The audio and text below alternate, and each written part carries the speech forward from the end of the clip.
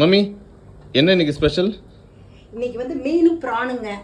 நான் ஊர்ல இருந்து வந்த உடனே நவீனன் கேட்ட வாழ எப்ப மீன் வாங்குவீங்க? மீன் பிரான் எல்லாமே வாங்கிட்டு வாங்க. நண்டு கூட வேணும். நண்டு வேணுமாடி? அப்படியா? சூப்பர், சர்ப்ரைஸ் கொடுத்துடலாமா? அந்த உடனே ரெடியா வருவானுங்க. அச்சமாட்ட என்ன கேட்க போறேன்னு சொல்லிட்டு வந்த? மீன் குழம்பு கேட்டியா?